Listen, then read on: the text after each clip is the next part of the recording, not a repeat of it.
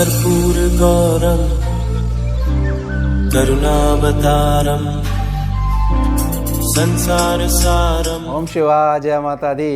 पुनः स्वागत है आप सभी का। चलिए हमारा विषय ले लेते हैं। सूर्य देव जब भी प्रथम भाव में होते हैं तो क्या प्रभाव जातक के ऊपर पड़ता है। अब इसको ध्यान से समझिएगा कि जो भी बातें बताई जा रही हैं ये स्कैनिंग का जो पैनल है उससे जो चीज़ समझी गई है, यानी उसका जो अनुभव है वो आपको समझाया जा रहा है। स्कैनिंग जो है वो परंपरागत जो ज्योतिष है उससे कोई भी लिंक नहीं होता है। कुंडली को समझने का तरीका एक प्रकार से जो है वो स्कैनिंग विद्या जो कि साधना मार्ग से बाहर निकल के आई है उसके द्वारा ही समझने का प्रयास करा जाता है। तो यह जो कैलकुलेशन है वह एक एक कुंडली के ऊपर बहुत ज़्यादा निजी रूप से अप्लाई होती है। सूर्य की जो मूल प्रकृति है उस बात को ऐसे समझिए कि सूर्य के नज़दीक नहीं जाया जा सकता है और सूर्य का तेज इतना ज़्यादा है कि बहुत दूरी तक भी होने के पश्चात भी आप आँख में आँख डालकर उसको नहीं दे सकते हो। यानी यह स्थिति देखनी पड़ेगी कि आपके ऊपर अगर सूर्य का प्रभाव है तो आपकी स्थिति क्या बनी हुई है, इस बात को समझना पड़ेगा। तो मूल रूप से एक बड़ी स्ट्रॉन्ग दृष्टि यानी सप्तम दृष्टि सूर्यदेव के पास होती है और यह जब भी प्रथम भाव से संबंध रखते हैं यानी प्रथम भाव पर विराजमान होते हैं तो जहाँ पर यह बैठेंगे अगर वहाँ पर कोई भी ऐसा प्रभाव नहीं बना हुआ है जो सूर्य देव से निकलने वाली जो हीट है उसको एब्जॉर्ब कर पाए तो यहाँ पर चाहकर भी बहुत ज़्यादा पॉजिटिविटी आप इनसे नहीं कमा सकते हैं। ध्यान रखिएगा इस बात का।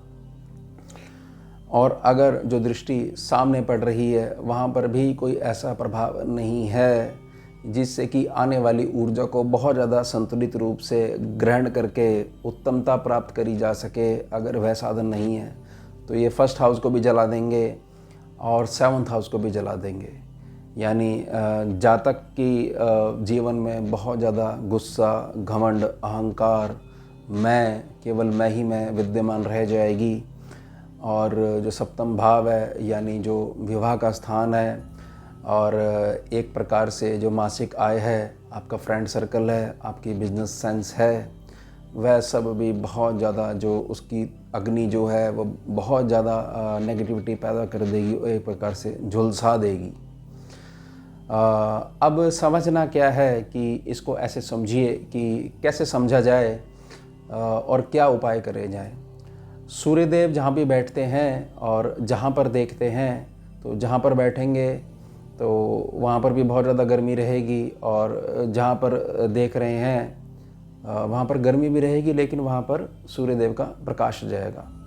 यानी कि सूर्यदेव के जो बहुत ज़्यादा नज़दीक चीज़ है वहाँ पर कुछ भी दिखाई नहीं देगा, केवल हीट महसूस होगी। लेकिन जो सामने वाला घर है वहाँ पर हीट भी महसूस होगी और प्रकाश भी आएगा। किसी प्रकार से अगर सप्तम भाव है वह बहुत ज़्यादा अंधकार में डूबा हुआ है, बहुत ज़्यादा आशा की किरण कोई दिखाई नहीं देती है, तो वहाँ पर जो सूर्य देव का जो प्रकाश जो सप्तम भाव पे पड़ रहा है वहाँ पर उसको एक प्रकार से तारने का कार्य करेगा। तो यह तो निजी कुंडली की जब तक स्कैनिंग नहीं होती है तब तक नहीं समझा जा सकता। ये तो बिल्कुल जनरल कैलकुलेशन समझाने का प्रयास करा जा रहा है जिससे कि सूर्य के गुणों को आप समझ सकें और अपना कल्याण कर पाएँ। अब अगर प्रथम भाव में इतनी ताकत है कि सूर्यदेव जहाँ पर बैठे हुए हैं वहाँ पर जो उसकी एक्स्ट्रा हीट जो है जो उस एरिया को जला सकती है, अगर वो किसी प्रकार से उसको डाइवर्ट कर पाएँ या एब्जॉर्ब कर पाएँ तो प्रभाव क्या देखने को मिलेंगे। सबसे पहला प्रभाव देखने को मिलेगा किसी ना किसी रूप में जातक सरकारी या प्रशासनिक व्यवस्था से जुड़कर जो है अपना बहुत लंबा जीवन व्यतीत करेगा। इसको आप सीधे तौर पे ऐसा कह सकते हो कि सरकारी नौकरी और नहीं भी कह सकते हो, लेकिन किसी न किसी रूप में प्रशासन से किसी न किसी रूप में जुड़ाव उसका बना ही रहेगा। ये केवल तब है जब वो भाव जो है जहाँ पर सूर्यदेव बैठे हुए हैं वो किसी प्रकार से जो ऊर्जा है उसको एब्जॉर्ब करता जा रहा है और केवल उत्तम ऊर्जा जातक को प्रदान कर रहा है। जातक के मस्तिष्क में क्योंकि प्रथम भाव है केवल एक ही नियम बना रहेगा कि मेरे जीवन में कोई ना कोई नियम ऐसा होना चाहिए जो कि मेरी पहचान बना सके, और बहुत ज़्यादा जातक जो है सोने और उठने का जो नियम है उस पर बहुत ज़्यादा ध्यान बना के रखेगा। जातक किसी के में भी जो है किसी भी प्रकार से भेद नहीं करेगा। अगर वह है सबको प्यार कर रहा है तो प्यार जो है उसका समान रूप से सब पे लागू रहेगा, और सहायता कर रहा है तो वह भी अपना धर्म मान के सहायता करेगा। ये बहुत ज़्यादा जो प्रभाव सीधे रूप में जातक के ऊपर पड़ रहे हैं, केवल उन्हीं के बारे में समझाने का प्रयास कर रहा हूँ। इसके पश्चात एक बहुत ज़्यादा अहम गुण जो सूर्यदेव का बना रहता है, सूर्यदेव किसी के लिए भी रुकते नहीं हैं। यानी जातक किसी भी प्रकार से अपने किसी भी फ्रेंड सर्कल में या फैमिली मेम्बर्स में किसी भी प्रकार से अटकेगा नहीं। जातक किसी भी प्रकार से अपनी जो कार्यशैली है, जीवन शैली है, उसको किसी के लिए भी चेंज नहीं करेगा। यानी जातक जो है एक प्रकार से आप कह सकते हो कि हाँ, एक मशीन की तरह कार्य करता रहेगा। और यहाँ पर अगर यह स्थिति उत्पन्न हो गई है तो यह समझिएगा कि यह कहा जा सकता है कि इतने नियमों के बावजूद जो है जो गृहस्थी सुख है वह थोड़ा सा क्षीण बना रहेगा। अगर यहाँ पर कोई जातक ऐसा है जो ये कहता है कि ये जो सारे गुण जो है आपने बताए हैं और मेरा जो गृहस्थी सुख है वह तो बहुत अच्छा चल रहा है, तो मेरे पर ऐसा प्रभाव क्यों नहीं पड़ा है? तो आपके ऊपर यह प्रभाव इसलिए नहीं पड़ा है क्योंकि आपकी कुंडली में जो बृहस्पति देव हैं, यानी आपके जो कुटुंब है, जो आपकी ब्रांच चलती आ रही है, तो आपके पूर्वजों में कोई ना कोई व्यक्ति ऐसा हुआ है जिसने बहुत ज़्यादा धर्म करा है जब वे जीवित थे, और बहुत ज़्यादा धर्म आप भी करते आ रहे हो। तो किसी न किसी रूप में जो धर्म बना हुआ है वही एक अदृश्य डोर जो है वो सबको बांध कर रखती है। लेकिन मूल रूप से अगर सूर्य का प्रभाव देखा जाएगा तो दोनों में से एक ही चीज़ आपको प्राप्त हो पाएगी। या तो बड़े सौभाग्य की बात है कि आपको बिल्कुल भी नेगेटिविटी नहीं है जीवन में, और बहुत ज़्यादा आशीर्वाद आपके ऊपर बना हुआ है।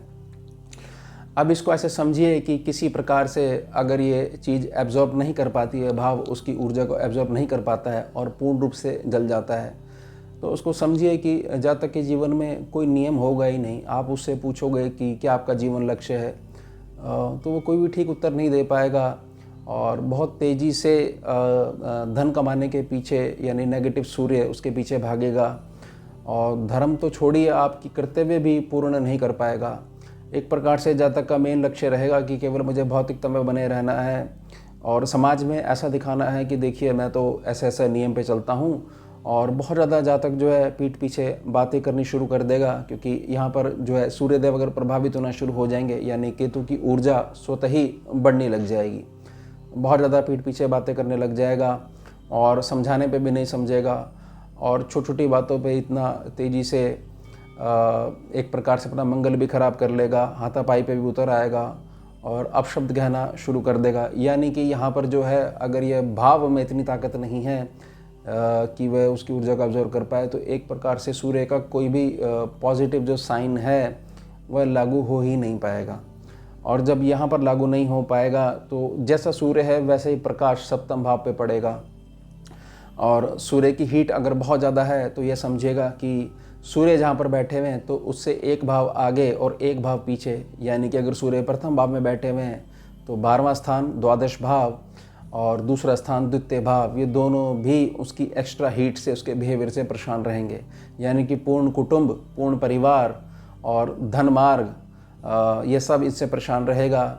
और जीवन में जो है अगर संतान उत्पन्न होती है तो प्रथम संतान भी आपसे बहुत ज़्यादा प्रभावित रहेगी, या संतान उत्पत्ति में बहुत ज़्यादा आपको दिक्कत देखने को मिलेगी, और खर्चे से आप कभी भी उबर नहीं पाओगे, और हमेशा कोई ना कोई टेंशन ऐसी बनी रहेगी, चाहकर भी प्रेम से आपका पूरा दिन नहीं बीत पाएगा, और मीठी नींद तो बहुत जो है आप बात छोड़ ही दीजिए, वह नहीं कर पाओगे। तो यहाँ पर यह इसलिए है कि यह समझना ज़रूरी है कि यह कैसे समझा जाए कि किस भाव में ताकत है और किस भाव में ताकत नहीं है, कौन भाव कौन सी कुंडली का एब्जॉर्व कर पाता है और एब्जॉर्व नहीं कर पाता है। तो ये सारे संस्कार जो हैं वो आप अपने गर्भ से, यानी अपने प्रारब्ध से लेकर आते हो, क्योंकि चुनने का अधिकार हमेशा आपके पास है, क्योंकि अवचेतन मन की ताकत आपके पास हमेशा बनी रहती है।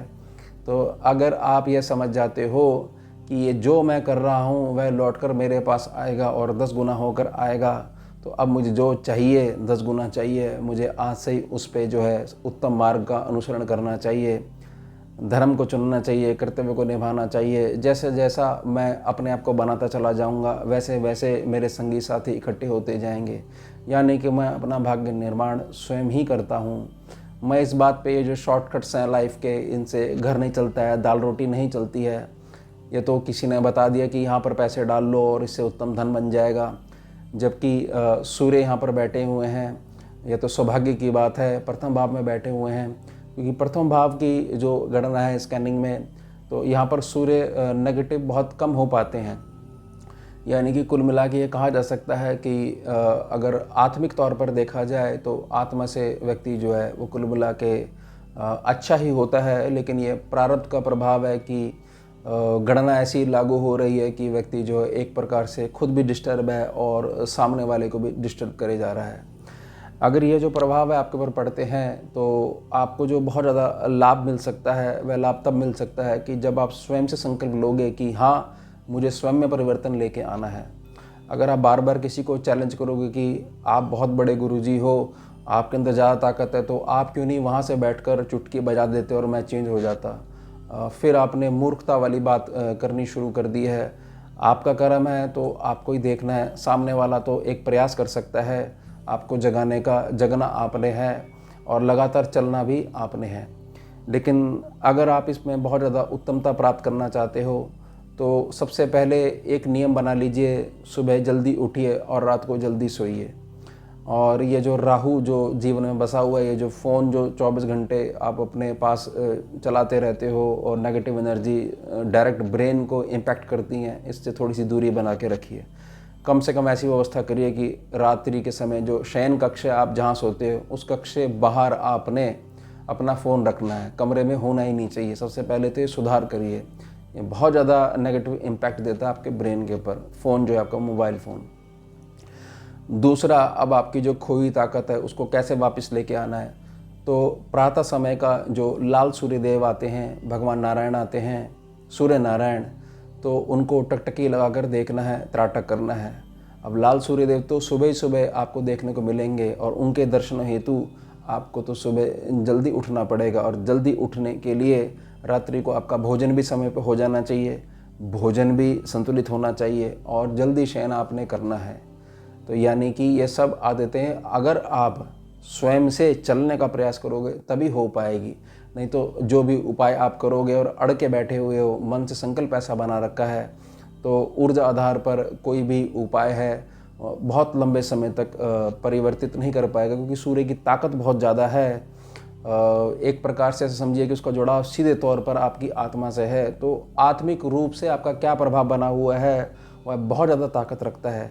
तो आप ही अपने आप को आगे बढ़ा सकते हो और उसके पश्चात वह जो मार्गदर्शक आपके जीवन में आने चाहिए वह आना शुरू कर देंगे, या आपको यह क्लियर होगा कि वो तो हमेशा ही आपके पीछे खड़े हुए थे, बस जो है आप क्रोध के कारण और ग्रहीय प्रभाव के कारण और अपने नेगेटिव प्रभाव के कारण जो है आप उनको नहीं देख पा रहे थे। अब धीरे धीरे उनकी वाणी सुनाई देने लग गई है। तो बहुत ध्यान रखिएगा, मैंने बिल्कुल यहाँ पर क्लियर कर दिया है कि यह जो परिवर्तन होना है वह आपके द्वारा ही होना है, आप ही अपना कल्याण करोगे। तो आज ही संकल्प लीजिए कि मुझे अपना जीवन बदलना है।